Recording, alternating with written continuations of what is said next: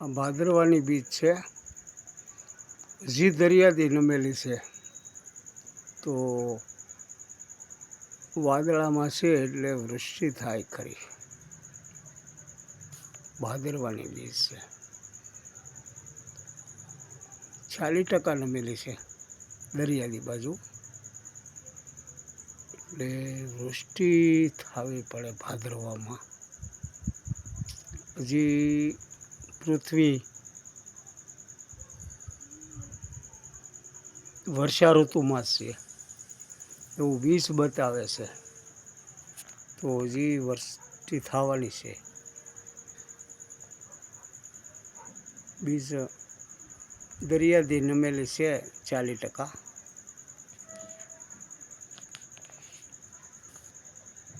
શ્રાવણ મહિના કરતાં સહેજ ઓછી નમેલી છે, એટલે વૃષ્ટિ થોડી ઘટી,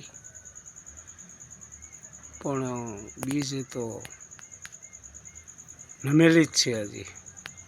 એટલે પૃથ્વી હજી વર્ષા ઋતુમાં છે, એટલે પછી વૃષ્ટિ થાય કે મેઘરવો પડે, બહુ નીચી જાહે પૃથ્વી તો મારો અંદાજ એવો છે કે મેઘરવો બહુ પડવાનો છે આ ભાદરવામાં, જો વૃષ્ટિ ન થાય તો.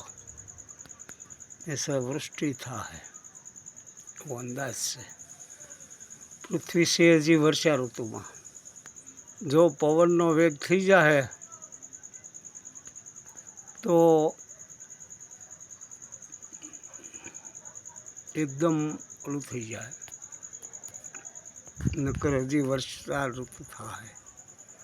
પૃથ્વી ઘણી છે ભેજમાં, હજી વૃષ્ટિ થાય એવું મને લાગે છે. હવે અનુમાન છે, હજી તો આ બીજું વર્ષ છે મારે, એટલે પૂરો અંદાજ કહી નથી શકતો.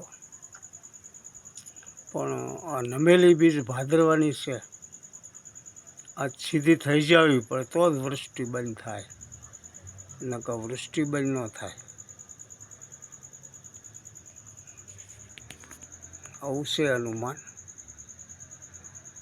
આજ ભાદરવાની બીજ તારીખ 5/9/2024. બીજ ઘણી નમેલી ચાલે છે. શ્રાવણ મહિના કરતાં ઓછી છે નમેલી, અત્યારે ઘણી નમેલી છે. તો વૃષ્ટિ થાય ખરી કે પછી મેઘરવો પડે. જય સિયારામ.